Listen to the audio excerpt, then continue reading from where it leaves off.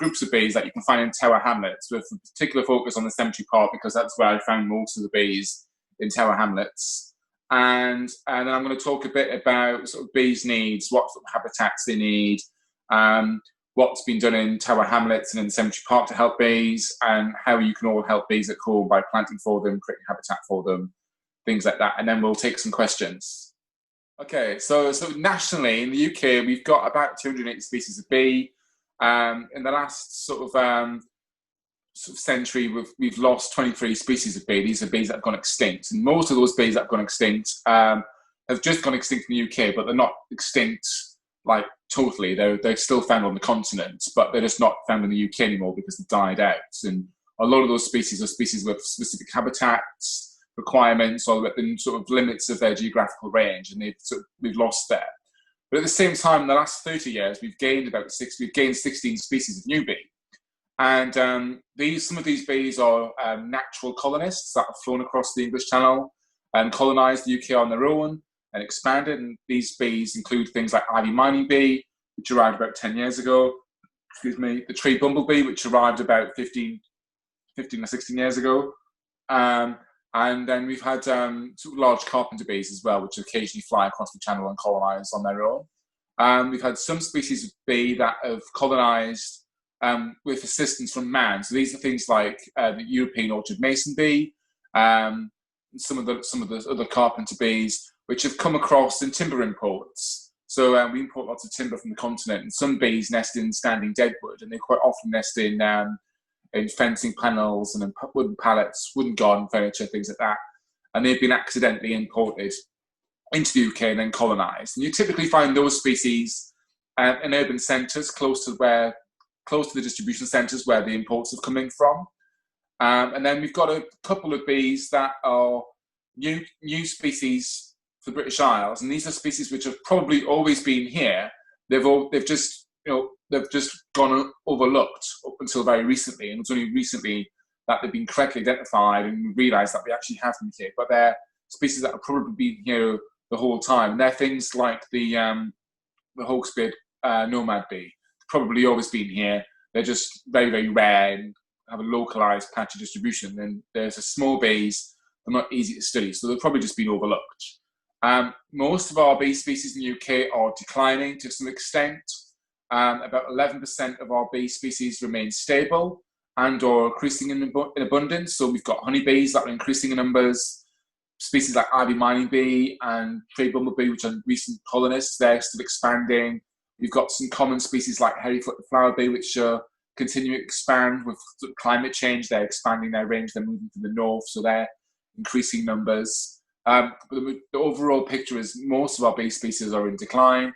11% of our bee species are threatened with extinction. So these are species that have suffered really harsh declines through habitat loss, pesticide exposure, things like that. And they're really at risk of going extinct. And the bee in the picture there that I'm holding my hand in that picture there is Eucera longicornis. That's the longhorn bee, named longhorn bee because it's got these massive long antennae, which are absolutely ridiculously huge. And that's one of our fastest declining bees. It's a nationally rare bee, and it's one of the rarest bees. And at one point, they would have been found across most of Great London, but they hadn't been recorded in Great London for about 20 years until I found one last year in Stratford. That's a really, really rare bee, one of our rarest, fastest declining bees. A further 30% of our bee species lack sufficient data to be able to assess their conservation status and their vulnerability. So we just don't know enough about that 30% of bees. We just don't know enough about them. We don't know enough about how they live, where they live, what their habitat requirements are. We don't know why they're declining. We don't understand how we can help them. So there's a big gap in our knowledge for a lot of bee species so that we can conserve them and save them. So London's quite a good place to find bees. About half of the nation's bee species can be found in London. We have several scarce and sort of quite very rare bees found in London. A lot of the new species of bee, which have been newly recorded in the UK, have been found first in London. These include the Biodiverse bugos mason bee, Hopla seduncta, which is the bee in the top picture on the slide. We've also got European orchard mason bee, which was first found in Blackheath by Dusty Gedge, and it's later since then, it's been found at about a dozen locations in and around London, and it's now been found in some of the home counties, so it's starting to spread outside of London now as well. And then a couple of years ago, we had the hawksbeard nomad bee, which was also found in sort of Greenwich, Blackheath area. And that bee was found by David Naughton, who was the curator of bees at the Natural History Museum. I think he found it in his garden in Blackheath.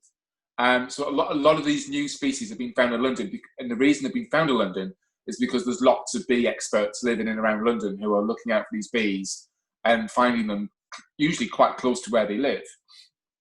Some of the reasons why London's such a good place for bees is that we have less pesticide usage in the city than we have in rural areas. So in rural areas where we have big, vast agricultural landscapes, farmers use lots of pesticides to contain pests, but they also have an impact on bees. And in the city, we use far less pesticides than rural areas. So we have lower toxicity for bees, so bees do better because there's less pesticide exposure. We have a warmer microclimate. So in London, in the summertime, it can be as much as 7 degrees warmer in summer than the outlying rural areas. In the winter, it can be 4 or 5 degrees warmer. So that's a big temperature difference with bees. And a lot of the bees that we find in London are bees that are at the northern range of their limit. They're what we call thermogenic species. They like a warm climate. So London's kind of a little warm island where bees can survive, where they might not survive outside of London and further north. We've also have lots of exotic plants growing in London. So alongside all of the native flowers that we have in our parks and sort of nature areas, we have lots of exotic things which flower at different times of year and fill gaps in flower availability in between the natives flowering. So it extends the flowering season. What it means for bees is that there's food virtually all year round. So in London, honeybees are active virtually all year round. Buff-tailed bumblebees are active nearly all year round, and occasionally you find tree bumblebees and early bumblebees active in winter as well. And it's because it's warmer and there's flowers available all year, so they can feed all year round. Honeybees in particular are doing very well in London. Honeybee numbers have more than tripled in the last 10 years. So we've got an estimated 7,000 honeybee colonies in Greater London, which is a massive increase on a decade ago. And that's partially because there's been this huge resurgence in urban beekeeping. People want to reconnect with nature. They want a pastime, a hobby that sort of lets them be outdoors and work with animals, and it's a bit of escapism. So lots of people are taking up beekeeping, and that's massively helped honeybees. So honeybees are one of the sort of success stories in London. They're one of the bees they're the commonest bee in London. They're the ones that are probably expanding and increasing in numbers the most. So I'm going to talk a bit now about bees in the cemetery park. So Tower Hamlets overall is quite a good borough for bees. They have a really, really strong biodiversity ethos. They're doing loads of really great habitat creation work. So in the last couple of years, they've created something, I think it's 2 hectares of new wildflower meadow, which is quite a substantial bit of new habitat for bees. So Tower Hamlets is a really good borough for bees, but in particular, the sort of crown jewel, I think, is the cemetery park. It's like one of the best sites for bees in Greater London. It's fantastic. And in the cemetery park, I personally have recorded 56 species of bee there, which is quite a good list of bees for quite central London. It's only about a mile from St. Paul's. So that's a really good range of bees for somewhere so central. Most of the bee species we get in the cemetery park are common, widespread species that you can find across southern England, but we do have a couple of nationally scarce species there as well, which these are species which are either very scarce or have a very patchy or sort of sparse distribution.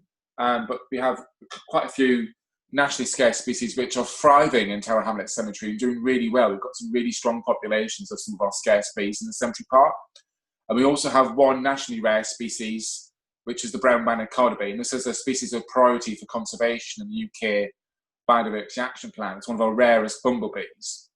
And we occasionally find them in the cemetery park. And last year, we had them breed in the cemetery park for the first time for at least 10 years, I think. And I found 2 queen bees foraging side by side in the scrapyard meadow in late May, early June. And later in the year, we found lots of workers around. So they've definitely bred in the cemetery park this year. So that's a real success story for the cemetery park. So we have this nationally rare bee species breeding in the cemetery park, and hopefully we'll find them again this year. The queens will be emerging in a few weeks' time. And it's one of the species to look out for if you're in the cemetery park. The reason the cemetery park is such a fantastic place for bees is they've got a really good mosaic of habitats.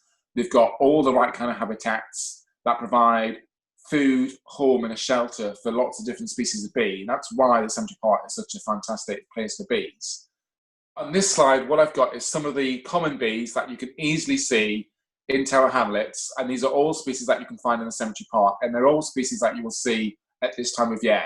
So on the top left, we've got Andrena fulva, the tawny mining bee, which is a lovely honeybee-sized bee, bright ginger, loves dandelions, loves willow catkins, and hawthorn blossom, things like that. And they're active now. They nest underground in little burrows, often in compacted soil. You often find these nesting in the sides of the footpaths through the woods in the cemetery park. And you can easily tell their nests because they have these little volcano mounds around the nest burrow. So if you see little volcano mounds of soil along the edges of footpaths in the cemetery park, it's probably that bee, the tawny mining bee. To the right of tawny mining bee, you've got a black and white bee called the ashy mining bee, Andrena cinerara. And I refer to these bees as panda bees because they look like little panda bears. They're cute and fluffy and they're black and white. And this is a bee that you occasionally see in the cemetery park, but probably the best place to see that bee in Tower Hamlets is somewhere like Victoria Park, because they like parkland habitat with lots of flowering trees, lots of flowering shrubs.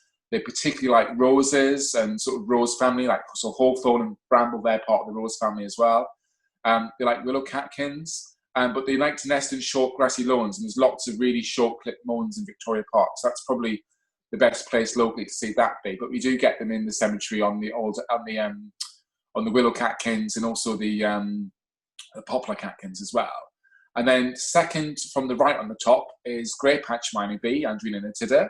That's another bee that you can find in quite large numbers throughout Tower Hamlets, but particularly in the cemetery park, they're very common in the cemetery.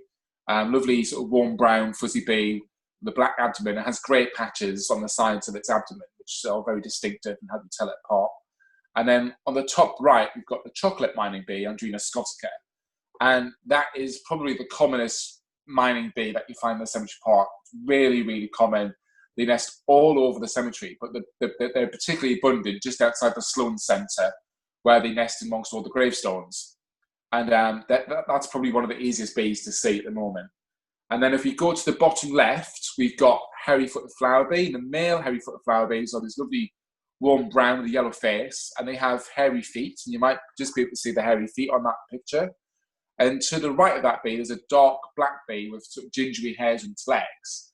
And that's the female hairy-footed flower bee. So they're a bee that have displays sexual dimorphism, and the males and females look very, very different to each other. Most bees don't look that different to each other, the different sexes, but that particular bee has quite a big difference in the males and females. They're one of the earliest bees to emerge in the cemetery park. They come out late February, and they're active until about late May.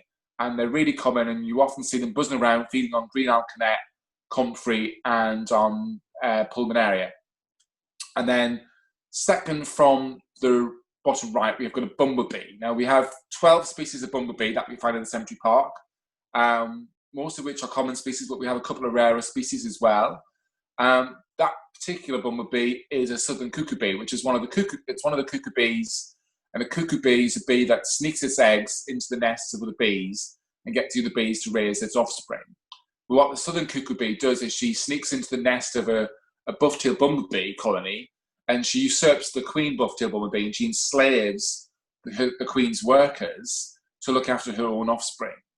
And then bottom right, we've got another cuckoo bee. This is a Gooden's nomad cuckoo bee, and this is a different type of cuckoo bee. This cuckoo bee preys on the nests of the mining bees. So all of those bees in the top row are potential hosts for that cuckoo bee. It will wait for the female bee to leave the nest, and it sneaks inside and lays its eggs inside the mining bee's nest, and the mining bee will then provide for its offspring. And the nomadic cuckoo bees are really, really common in Tower Hamlets Cemetery Park in particular. And they're some of the commonest bees at this time of year. And for them to be so common is a really good indicator. There must be lots and lots of host species for there to be lots of cuckoo bees. So for every cuckoo bee you see, there must be many times more mining bees for them to parasitize, because there's always more of the prey of the sort of hosts than there are of the cuckoo bees. So they're the common bees. They're common bees that you can see at this time of year. If you go to the next slide, you'll see some less common bees. None of these bees are particularly rare. They're just sort of less frequent. You don't see them in such big numbers. Some of them are really small and not easy to see. They're often overlooked because they're really small and people just think it's a fly and they don't notice it's a bee. But we'll start off in the top left. We've got the gold-tailed blunt-horn bee. And this is a bee about the size of a honeybee. It's a campanula specialist. It feeds on bellflowers. So you might find it in the scrapyard meadow on bellflowers. You might find it on the woodland edge feeding on nettle-leaf bellflower. It will also visit gardens and visit trailing bellflowers and country bells. It only collects pollen from bellflowers, real bellflower specialist. Along to the right of that bee, we've got another bellflower specialist. This is the campanula scissor bee, Chelostoma campanulata. And this is a really tiny bee. It's no bigger than a garden ant. They're really, really tiny. And they're another bellflower specialist. They only collect pollen from bellflowers. And what's interesting about this bee is they have quite a wide distribution. They're capable of dispersing quite far. They'll travel quite far to find new patches of habitat to colonize. But when they colonize a new area, they tend to stay where they are. And the female bees, they nest in dead timber. And you often find them nesting inside sort of old dilapidated fence posts and gates and sort of shiplap wood on garden sheds and things like that. But they'll also use dead tree stumps. And the female bees, they only fly about 40 feet from their nest to find the flowers they need. So if you want to help this bee, this is a really easy bee to attract in your garden. Just put up some blocks of wood on a wall and drill some holes in, little tiny holes into it, and plant some campanulas. And this is a really easy bee to attract to your gardens, because if you pride it with some dead wood and some bellflowers, they just appear like magic from nowhere. I once had a garden with no bellflowers in it. In 1 year, I planted a little tiny patch of bellflowers, and all of a sudden, I was seeing loads of these bellflower scissor bees just everywhere. They just moved in. They just appear from nowhere. Second from the top on the right, we've then got, this is Osmia bee. This is one of the mason bees. And this is Osmia liana. And this is a mason bee that comes out about May, June, and they're active until August. And you frequently see them on the knapweeds along the Ackroyd and Greenway and around the scrapyard meadows. But they also visit sweet peas and sort of the composite flowers. And on the top right, on the upper right, we've got a Lassioglossum bee. That's the slender mining bee, Lassioglossum calcetum. And that's a bee that you, throughout the spring and this early summer, you can see the females, which are quite drab and little brown jobs. They're quite drab.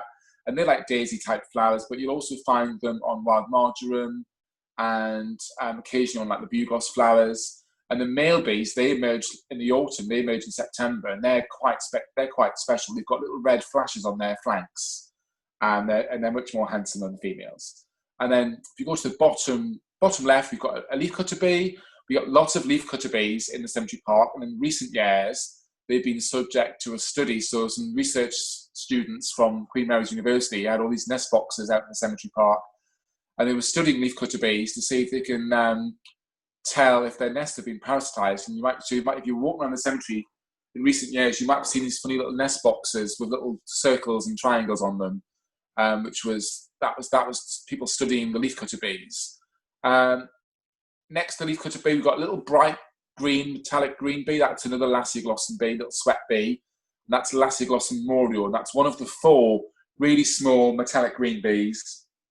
And they're really common in the cemetery, but most people don't see them because they're really tiny and they're easily overlooked. They're only about the size of an ant. They're really small. And then second from the right on the bottom, we've got Woolcarder bee. And this is one of my favorite bees. It's quite a common bee. You never really find it in large numbers. They're always at low population densities. Tower Hamlets is quite a good borough for it. Victoria Park's really good for it. Mudchute Park's really good for it. Tower Hamlets Cemetery is really good for it as well. You see lots of them in Mile End Park as well.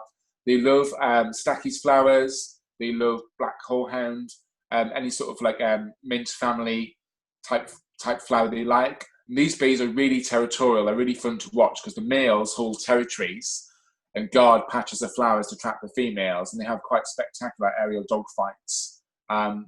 but you can see them in the cemetery park. They come out late May and they're out till about August. And then bottom left, we've got a common mourning bee. Now, this is a cuckoo bee of the hairy-footed flower bee that we saw in the previous slides. And their host is really common, but the mourning bee are not that common at all.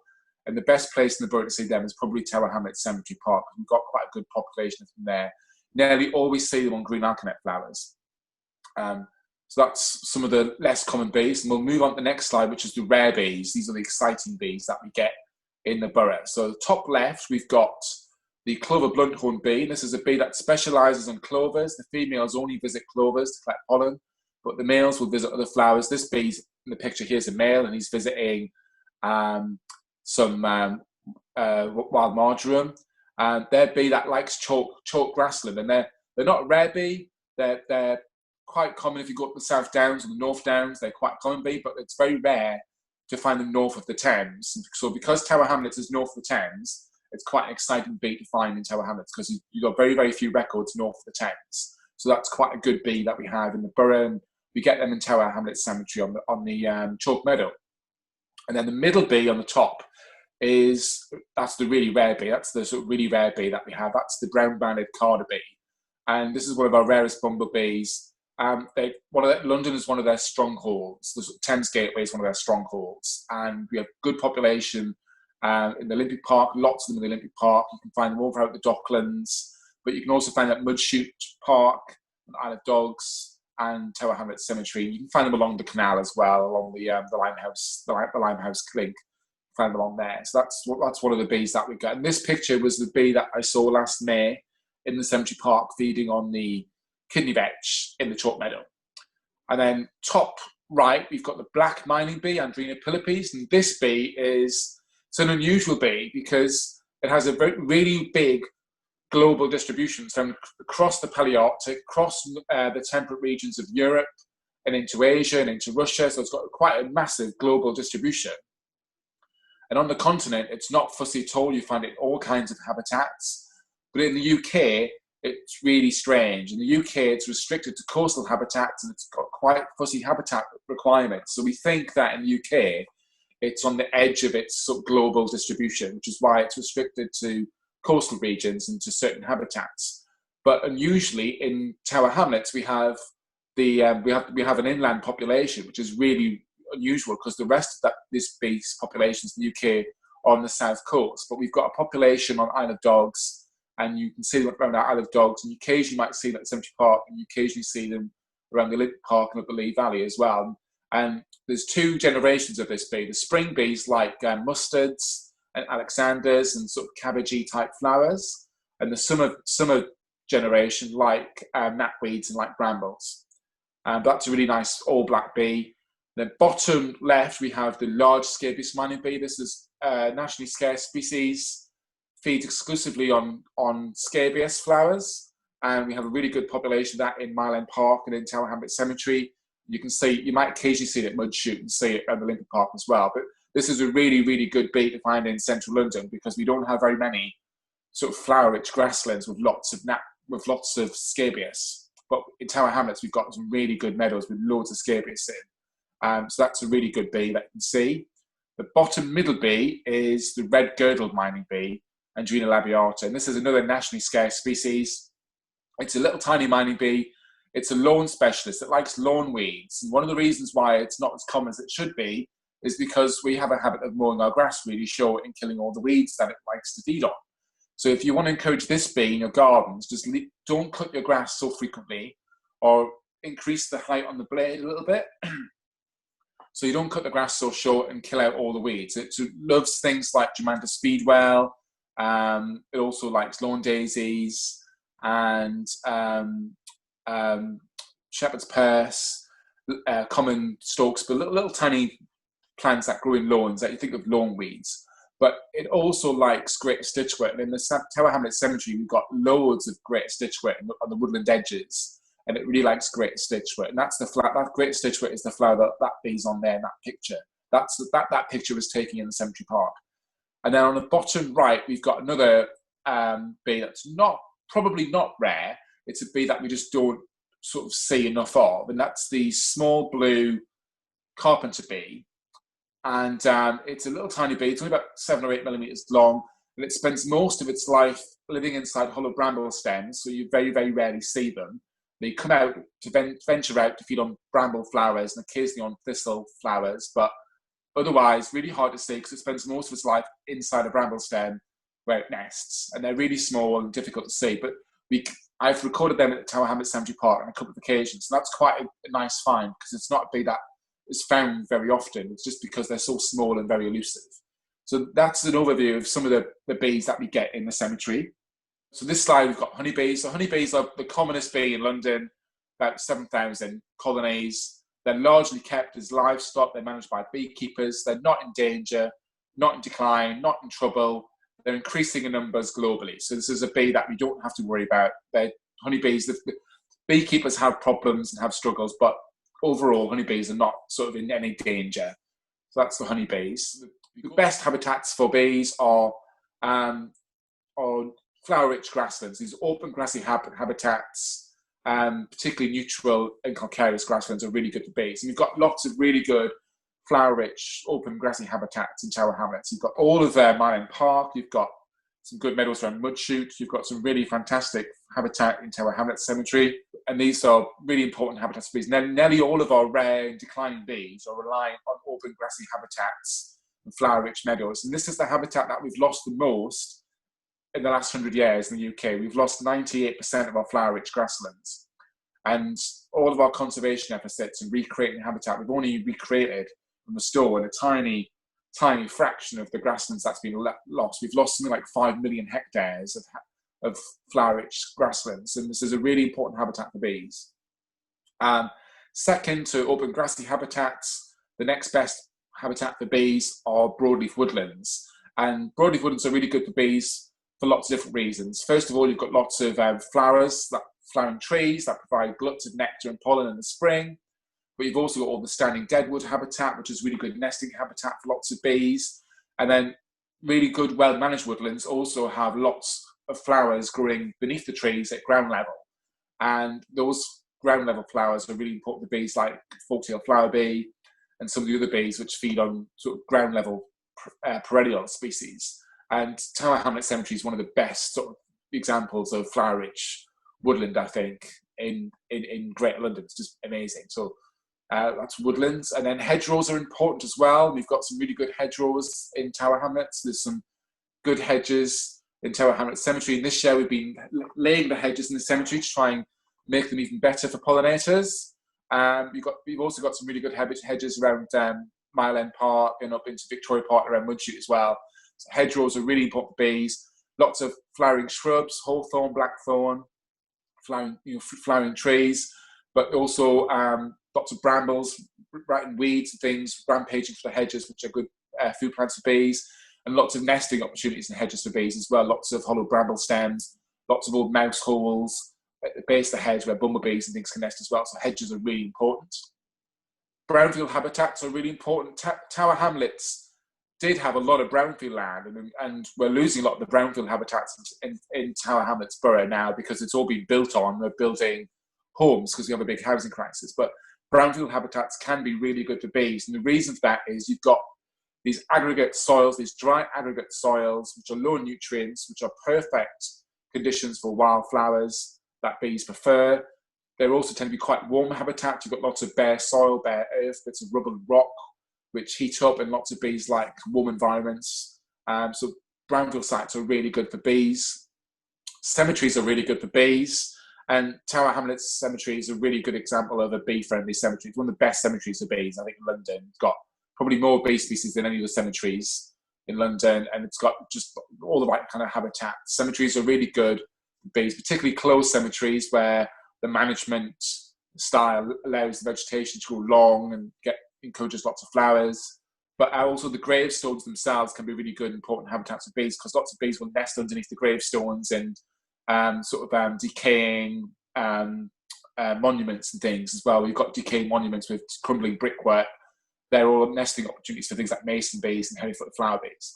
And then lastly, we've got parks and gardens. So urban parks and gardens, including our domestic gardens at home, can be really good habitats of bees because we have lots of flowers and nesting opportunities in our parks and gardens. So that's just sort of a quick overview of some of the really good habitats of bees. If you go to the next slide, we'll talk about what we're doing in Tower Hamlets to help bees through the bee action plan. So we've got a biodiversity action plan for Tower Hamlets, and we've specifically within that, we've got an action plan for bees. And the action plan for bees includes measures like protecting and expanding flower meadows for species like brown-banded carder bee and the large-scale mining bees. So the council and its partners, including the Friends in Cemetery Park, are trying to create more wildflowers and better manage the wildflower meadows that we've got to help those species. We're trying to preserve and create more deadwood habitats for species like forty-tailed flower bee, small resin bees, yellow-faced bees, and leafcutter bees. These are all species that need standing deadwood to build their nests. And in Tower Hamlets, we don't get greater stag beetle. So these species are really good flagship species for deadwood habitats because we don't get greater stag beetle in the borough. Another action plan is to better manage lawns and grass mowing. So the council's trying to reduce grass mowing in some parks and some areas, and they're looking at lifting the blade height to allow more of the flowering weeds to flower. This is to benefit species like the red-gilled miner bee, which is a nationally scarce species that we have lots of in the borough. The council is also trying to make better choices with street tree planting. So the biodiversity officer, John Archer, regularly emails me and says, Mark, we're thinking of putting these trees along this street. What do you think about them? Are these the right ones for pollinators? So they're trying to make better planting choices for trees. They're looking at using less pesticides. They're looking at planting choices in parks. So lots of our the council owns housing stock. We're seeing more of the immediate areas on the housing estates being planted up with better planting choices to be. So Tower Hamlets Homes is doing really good. East End Homes is doing really good work, creating lots of bee-friendly flower areas. And I think Friends of the Cemetery Park are helping with that, aren't you, Ken, through your Nature and Us project? Yes, so through Nature and Us and previously as well. So especially with East End Homes and a little bit with Pop the Hole Cup. Yeah, so lots of good things going on to improve the environment for bees. And one of the things that the council is doing is they're encouraging beekeepers to practice better management of honeybees so that we're not getting spillover of honeybee diseases into wild bees, which is an emerging issue. It's a growing issue, is these sort of novel honeybee pathogens affecting wild bees. And there's some parallels there to what's going on with coronavirus at the moment and lockdown. So that's all things they're all things that are included in the bees action plan for the borough. The next 2 or 3 slides are just a little bit about how you can help pollinators at home or within your business or within your school or organisations you're involved in. So first thing we can all do is have gardens, not car parks. So lots and lots of people are paving over their front gardens to try and improve the value of their house and to create free parking spaces. But what this is doing is it's taking away really important habitat for bees. And in London, every year in London, we're losing green space equivalent to an area twice the size of Hyde Park. And that's just people paving over front gardens. So gardens, not car parks, please. We want more permeable surfaces with planting in them, rather than like rain gardens and things like that, rather than concrete. More green roofs, like this green roof in the image here. This is Nomura green roof in London, which I manage. And there's lots of people doing green roofs. Tower Hamlets is one of the boroughs with the most green roofs, I think. It's got lots of green roofs. And it's doing really pushing green roofs is to create habitat for wildlife. We want more living walls. We need to be designing and nesting habitats for bees, not just flowers for food. And we want to try and plant things that are really good for bees. We want to be making better plant choices. So less gaudy bedding plants, fewer really frilly, highly bred flowers, more simple cottage garden, traditional type flowers, and better choices in tree planting. So we plant lots of plane trees in London because they're resilient, they grow big, they're really good at removing carbon and providing shade and helping to cool the city, etc. But they're quite a poor choice for biodiversity because there's not much lives on them. So we need to be thinking about the right trees for the right places and planting better trees for wildlife. So other things we can do is more urban meadows. So get rid of these boring drab lawns and a lot of council estates, a lot of housing estates have these little patches of lawn which don't really have much functionality. They don't serve much purpose, and they're quite expensive to cut and maintain. And there's a lot of carbon dioxide emissions associate with grass cutting as well. And we could sort of really help bees if you converted more of these little green spaces into urban meadows. And this is an example of a meadow that I planted behind Television Centre a few years ago.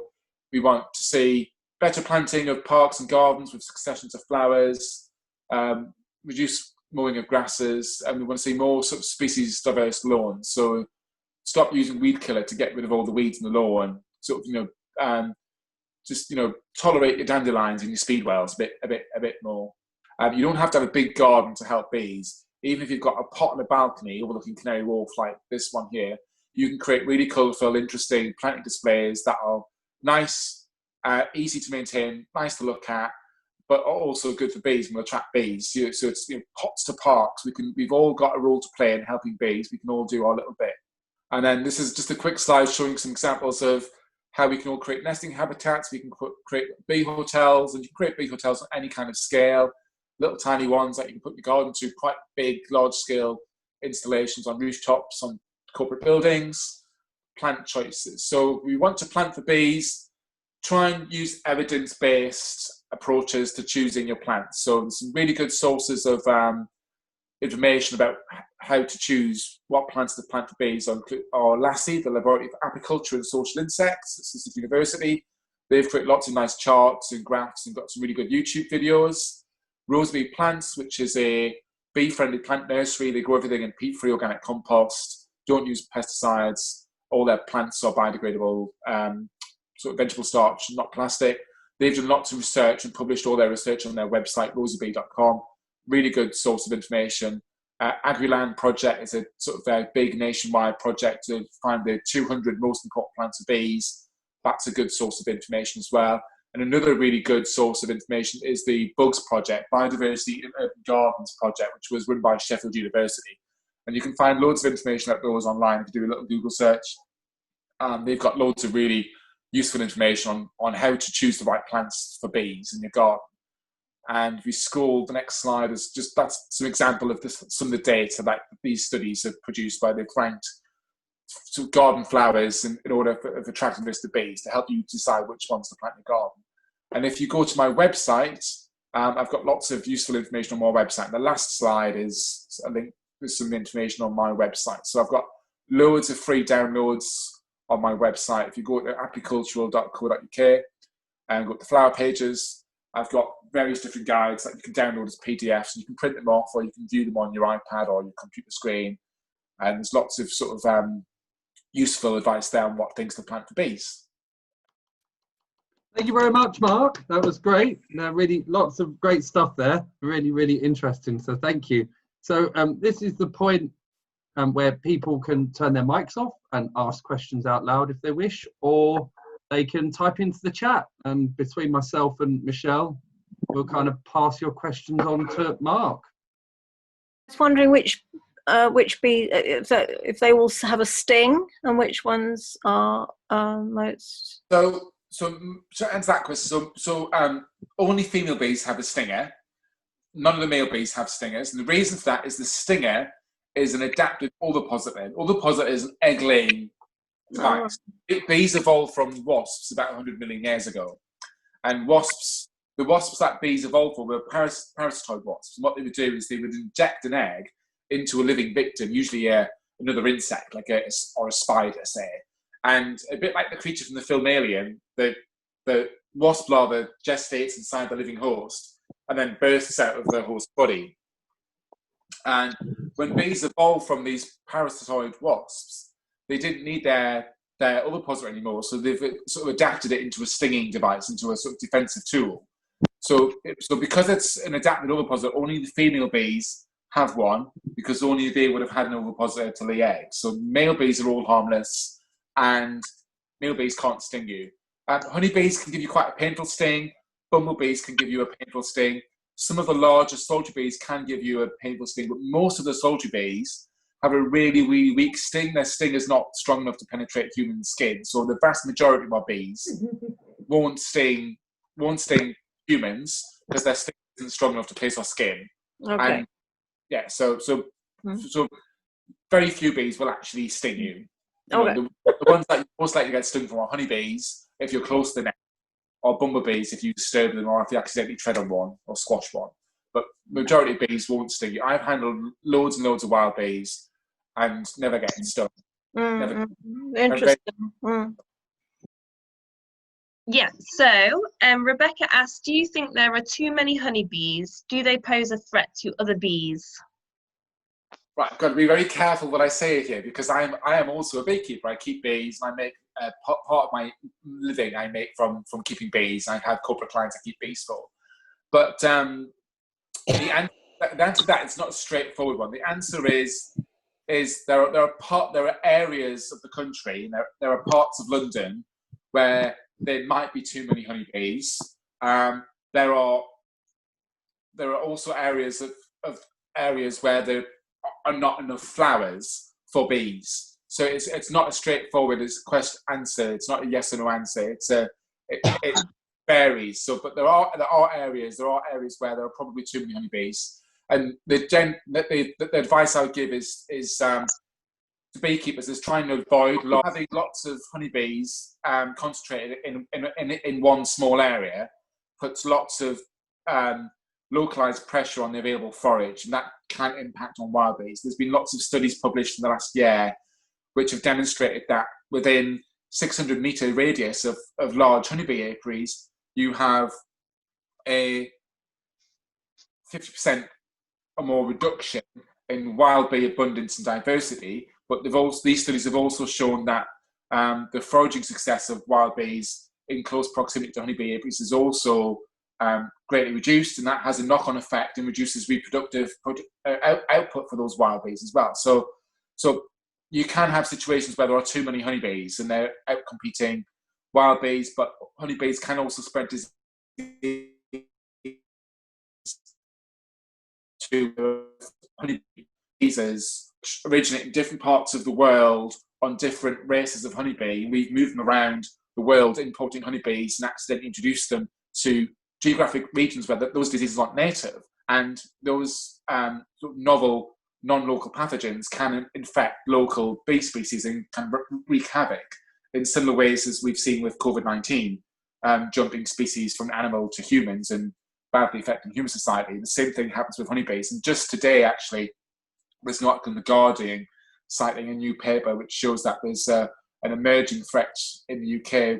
There's a sort of a bee paralysis virus which is affecting honeybees, and it might be that we're seeing new strains of these paralysis viruses coming in and affecting honeybees, and there's potential for those viruses to spill over into other bees as well. We've already seen deformed wing virus and some of the other honeybee viruses spill over into bumblebees, into hoverflies, into solitary bees. So it's a complicated answer, but the answer is yes. There are situations where you can have too many honeybees. Heggie asks, could you recommend any quick growing things that are drought resistant that will make bees happy? She has a little patch of land, but no water source at all nearby. Okay, catmint, Nepeta catmint. So catmint is absolute bee magnet. It's really drought tolerant, more drought tolerant than lavender. Tolerates heavy soils that lavender won't tolerate. And if it gets really hot, it just withers up and dries down, but it will come back from the ground again. Whereas things like lavender, if they get really dry, they just kind of go tinder dry and they die right back and they don't come back. Catmint's absolute bee magnet, attracts more species of bees than lavender, really, really drought tolerant. And one of the tip with catmint is it will flower from about now until sort of late July, August, and then it'll start to look tatty and the flowers will fade. You cut it down to the ground. If you can, give it a bit of a top dressing with a bit of plant food, a bit of good water if you can. And by September, you'll have a second bloom of flowers, which will feed the bees right through the autumn. So it's top bee plants, in my opinion, better than lavender. And lavender is always the plant that people say, oh, plant lavender for bees. But I always say plant catmint for bees. I think catmint's the sort of one of the unsung heroes for bees. It's a really good bee plant. Great. Yeah. And Lizzie says they think they saw a common carder bee a couple of weeks ago. Do you have any advice on how to tell the difference between a common carder bee and the rarer brown-banded carder bee? Okay. So common carder bee is a really tricky bee species to separate from some of the similar brown brown bumblebees. And the reason is they're really variable. There's something like 30 or 40 different colour variations of common carder bee. Some of them can appear almost black. Some of them are really, really bright rufous brown. Some of them are really gingery. Some of them are like dirty blonde. They can be really hard to tell apart. The main difference between brown-banded carder bee and the common carder bee is brown-banded carder bee won't have any dark hairs on the, I think it's dark hairs on the back legs and on their abdomen. They don't have dark legs. Excuse me.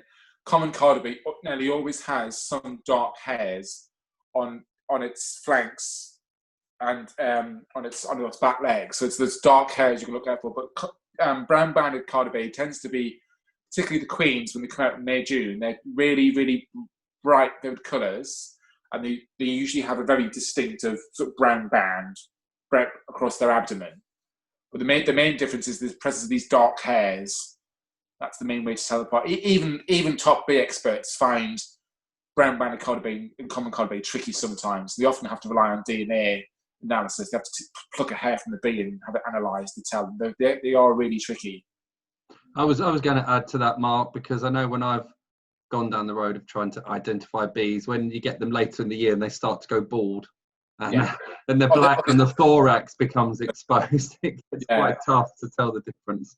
The sun can also bleach the hair on the bees, so they turn blonde, and then it's really hard to tell what they are because you can't see the colour in the hair anymore. That their pile of hair changes colour with the sun exposure. Yeah. Well, I've probably got too many questions, so I'll start them and you cut me off. Number one, I had to go out to the door at one point and I missed some of what you said about the bellflower bee.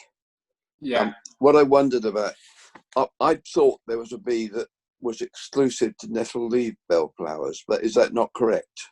Or is it a bee that goes to more or less a range of bellflowers? The Campanulus as a bee isn't exclusive to nettle leaf bellflower. Nettle leaf bellflower is one of the favourite bellflowers it visits. But it's not exclusive to it. No, they'll also visit. I've got Campanula glomotra in my garden, and they visit them. And I've also seen them on Canterbury bells, and I've seen them on harebells as well. So right, that's good. And I've also seen them on. I've seen them on clustered bellflower in Olympic Park as well. So then they're exclusive to nettle leaf bellflower, but that's probably good. That's good news. That's good news. So that was really it. Just if they. Okay. I don't know. Number two was you talked about a bee where the males come out in the autumn. Do they then hibernate and mate with the females in the spring? So that's got to mate at some time unless they leave us. That's the slender mining bee, Lassiglossum calcetum. What happens with that bee is the females emerge in the spring and build an excavated nest burrow in the ground and raise a load of daughters. What, without mating? Yeah. Well, they've mated the previous autumn. Oh, they have mated. It's the previous autumn. Hang on, but they mated. I thought you said they emerged in the spring. Yeah, so they mate in the autumn. Which autumn? They emerge in the spring and they're still alive until the autumn. Yeah. So the bees, they emerge in spring. They've mated the previous autumn. They raise a load of work. They raise their daughters. Yeah. And so they spend all summer raising their daughters. And in the autumn, the males emerge. The males have a time delay. They emerge later on, and the males then mate with the daughters that emerge. Those daughters then go into hibernation in the autumn and emerge the following spring to continue the cycle. They don't at the same time. Right. So you only see the males in the autumn, late summer and early autumn, and they like things like Michaelmas daisy. They like composite flowers like Michaelmas daisy.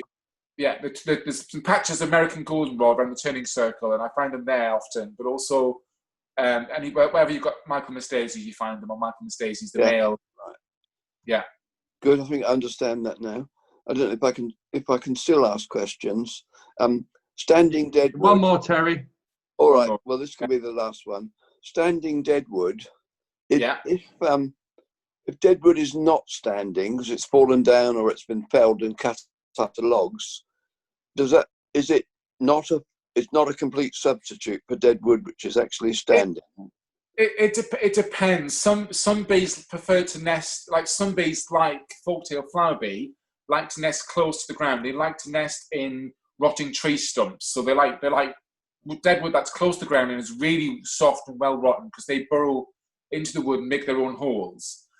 Other species like standing deadwood, and they use old bark beetle burrows and things like that. Yeah, right. And they tend to be a bit higher up on the tree often, but also they like some of those cavity nesting bees. They like to be a bit higher off the ground where they'll get a bit of sunlight and they get there a bit more exposed because they like the warmth of the sun. Right. If they're on the ground, they tend to get covered by vegetation, and so they're a bit more shaded and they're cooler. Yeah. Yeah, that's good. That's a good answer. I'll stop now. When lockdown's over, if you was still looking for volunteers to help with the bees at the cemetery? So yeah, I mean, we're always looking for volunteers, Andy. So once we've just got to wait for government guidance to change, and then we can come up with some better plans about what we can do to welcome people back in groups to spend time with Mark, or hang out with us and do some volunteering. So just keep an eye on things, Andy. We'll get everyone back soon. So, but no, it's been an absolute pleasure. I know Michelle wants to say one last thing, but I will say thank you and good night. And I'll hand over to Michelle, and she'll say her one thing. I'd like to mention, you want to learn about the book. This is the best book to help you learn about bees. This is the #1 best-selling. It's probably the best field guide to bees in the world by Steve Falk. Really good bee book. These bees are Haynes Manuals. They're really good books about. There's one called Bee Garden, which is all about how to create habitats of bees in the garden. And they've also got a really good book about bee hotels. It's got 30 different designs for different bee hotels that you can make in a home using scrap bits of wood material, free materials largely. So they're quite good resources. Yeah, no, that was great. Thanks so much, Mark. And I was furiously taking notes as well because I've got a lot to learn. I found that really interesting. So yeah, I just wanted to say to everybody that our next talk is in a week's time, so next Friday, and it's all going to be about the Nature in Us project that we started about a year and a half ago now, or I don't know, I've totally lost track of time, but it's all about connecting residents in Tower Hamlets with each other in their local green spaces, and it might just provide a bit of inspiration for how, just a resident interest in a patch of green space that they feel might be a bit unloved and could, maybe the grass gets mown excessively and there aren't many wildflowers there. Our project has really helped us to link with small organisations and also local residents about different green spaces in Tower Hamlets. And yeah, I'd just like to share with anyone that's interested the work we've done so far, mostly at Shandy Park and Swedenborg Gardens and a little bit at Stepney City Farm as well. So yeah, just a heads up, if you want to join, we'll be here next week, same time, 6:30. Thank you all very much for coming.